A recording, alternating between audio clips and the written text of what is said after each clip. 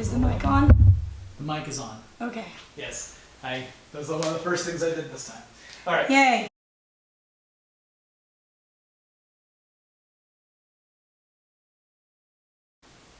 Hi, I'm Jonathan Strickland. And I'm scarred. And this is Age of Cinema. And we owe you an explanation. Yes. Two explanations. Two explanations. Jonathan? Explanation one is that this was originally going to be Shay's turn to pick a movie that she has seen and I have not seen. But Just a couple days ago. It was his birthday. My birthday. And I said, for my birthday weekend, since we want to shoot an episode of this, I want to pick the movie. Shay, being gracious, said, of course. And then she'll pick the next two films. But he didn't tell me what the movie was before I agreed to it. Although, to be fair, I told you all the way back when we did The Last Dragon, you just forgot. Which is The Exorcist. But here's where explanation 2 comes in. Yeah. So we shot an introduction. Mm-hmm. We shot us watching. We probably got about a third to a half of the way through the movie. I think it was about a half. It's a long movie. Yeah, it was at least almost a half of the way through the movie. And then we noticed that the memory card was full on the camera. By the way, this is a brand new camera, brand new microphone. He's letting me use it, borrow it for today. Yeah. Yay. So well, moving forward because thank you. it needs to be used. Yeah. But there was a problem besides the fact that the memory card was full, and the memory card is a 32 gigabyte card. So then we're like, oh no, we're gonna have to pull 32 gigs off this card onto your computer, which could handle it, but it would be a lot. Yeah, and we were gonna like weed out because there were long stretches where we were watching the film and not talking. Yeah, I mean I was cringing, but we weren't really talking. So there might have been like 3 or 4 minutes of total like actual interaction. Yeah. And then 27 minutes of nothing per section. Yeah. Anyway, all of that was moot because we discovered that I, in my infinite wisdom, decided to start the camera without turning on the separate microphone. Because there's a shotgun style mic that is that's attached to the camera, and it has its own power supply, and I forgot to turn it on. So there was absolutely no audio. And so we can't show you us watching the movie, but instead we're going to talk about the movie and what we thought. And the reason why I picked this was, one, because I thought Shay really needed to see it because it's an iconic horror movie from 1973. I should have seen it already, yeah. And 2, Shay is a little squidgy around demons and demonic possession stories, so I thought it'd be funny. It's not my favorite thing. So here's some other things you missed. You know, we always have a snack when we watch a film. This time, because of the film, we got guacamole.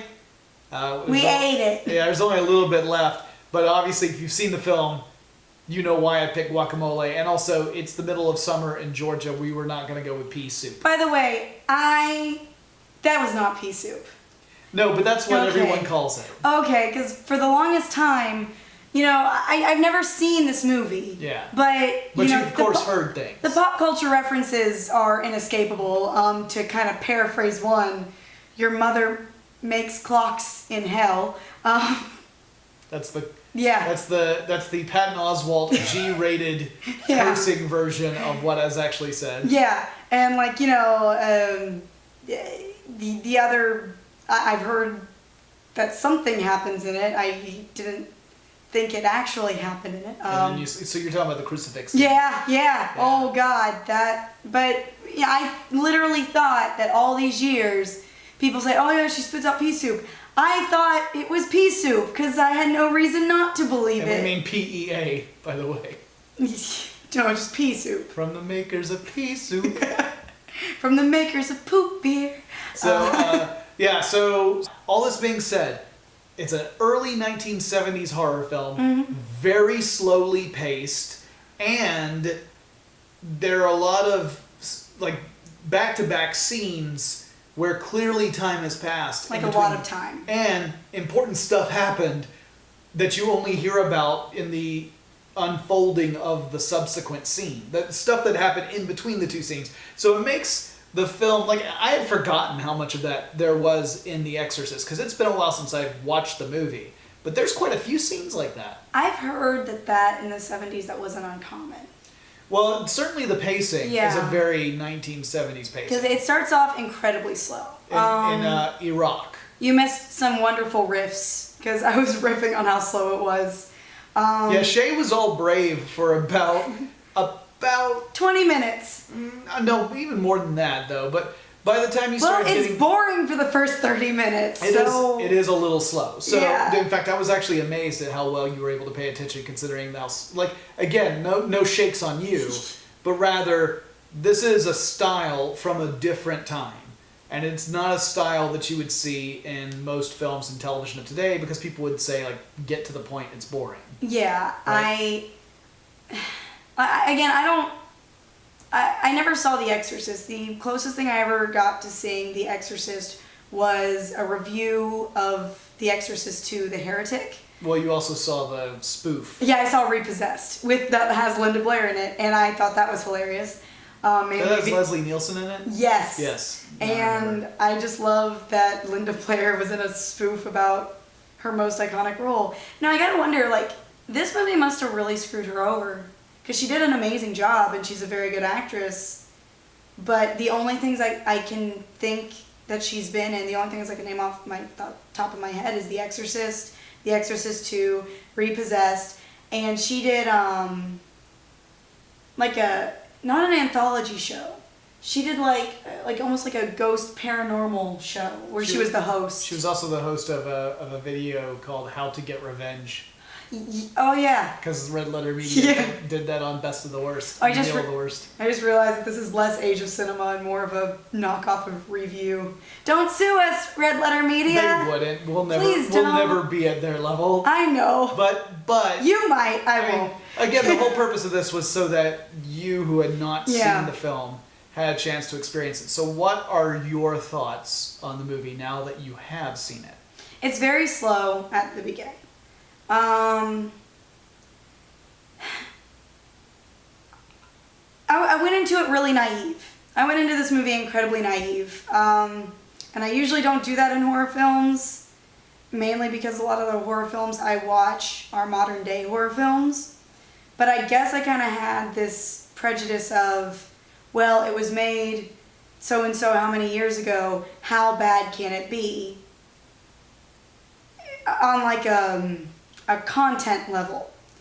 And I knew it was about like possession. I had seen movies about demon possession before, you know, but they're modern, you know, like the CGI is really apparent, and like they do the jump scares for the sake of jump scares now because Hollywood can't make a good horror movie anymore. But I guess I wasn't expecting, and I love filthy language. I love it. I wasn't expecting it. I knew that the "Your mother makes clocks in hell" line was in it.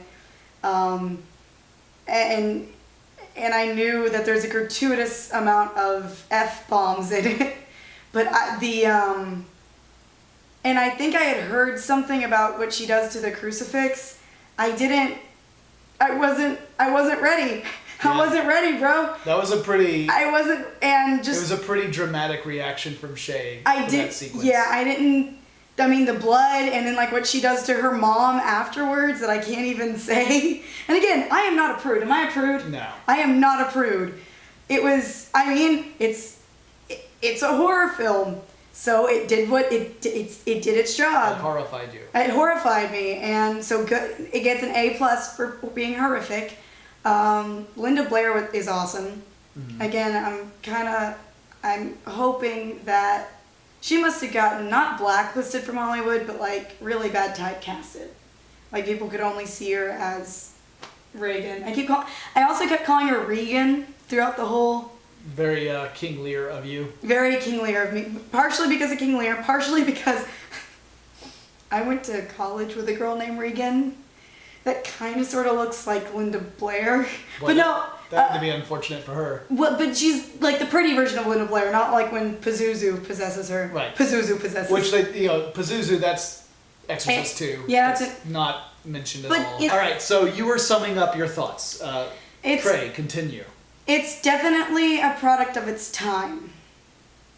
I think the way the story is structured, I think the way kind of the, I don't want to say the cast of thousands because it's not like a Roland Emmerich film or anything. Ugh, screw you, Roland Emmerich.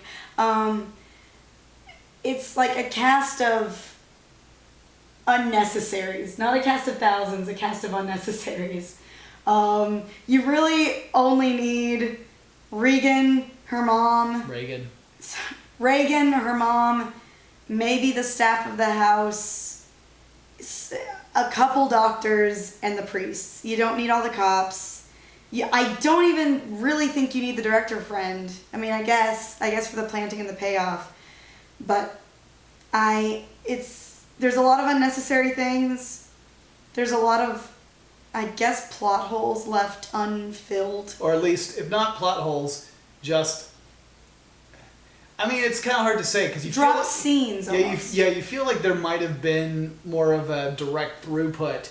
It's just that the scenes that would have made up the connective parts are missing. It's almost like there must have been like some sort of fight between either the director and the editor, or the director and the producer, or something. Or the screenplay writer. Yeah, because... Which was the same guys who wrote the novel. Because I think they were all like, oh, this movie's running a little long, let's take some stuff out. And then... But they're like, okay, well maybe we can take out this, horrific crucifix scene in lieu of a scene that explains the plot a little bit better. And they're like, no, this is a horror film. Take out the plot, keep in the gruesome shit. And I guess that's fair. I mean, sometimes I guess style over substance is important. Well, but ultimately, are you glad you have now seen it? I mean... Do you have a deeper appreciation for all those pop culture references? I have a deeper appreciation for the pop culture references. Is it a favorite movie that you have shown me so far on this vlog? No. That's it's still not, The Last Dragon. Yeah. Barry Gordy's The Last Dragon. I mean, Barry Gordy's was pretty fun. Really racist, but really fun. This one is, I mean, I guess you could say this one is just as racist because I think there's only one character who's a person of color, and that's the nurse that has no lines. But yeah, it was the scenes that worked, they really worked. And I mean, and I went into it naive and I was very grossed out and horrified, but I mean, it did its job. It was a successful horror movie, and one that I may watch again, but not anytime soon. Yeah, I get it. Yeah. The movie, it's like, have you ever actually watched Citizen Kane? No. Yeah, but you've Please heard tell Rosebud. me that's not. Yeah, but well, please it's on tell the me. list now. No, I hear it's so boring. Let me tell you, it No. makes The Exorcist look like a Fast and Furious film. I don't wanna. Send help. Send me an old priest and a young priest. But the point being that these are movies that have become part of the cultural vocabulary, right? They have lent the hive mind. Exactly. They've lent concepts and phrases out that everyone recognizes, even if they haven't seen the movie. But now you've seen the movie. I have. I should have seen it when I was like still in high school, but high school was like the peak of my fear of demonic faces because I went to Catholic high school. So. Well, let me ask you one last question before we sign off. Also, we should have had communion wafers for our snack, but he said no.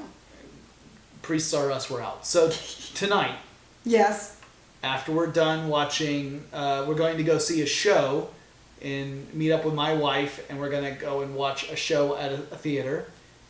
Afterwards, you have to drive home by yourself. His wife who went to Georgetown. Yes, she actually, and she first saw The Exorcist at Georgetown, which she says was an experience that was guaranteed to never make you scared of that movie ever because they treated it like the Rocky Horror Show. Okay. But you're going to drive back by yourself Mm-hmm. at night. Mm-hmm. You're going to have to walk through that hallway. Mm-hmm. What is one of those lights doing? It's flickering. Yeah? Flickering? Yeah. Kind of like in that scene in The Exorcist. Mm-hmm. Yeah. You're... Shay? Uh-huh. Stop! No! Your mother makes clocks in hell. Bye! See you next time!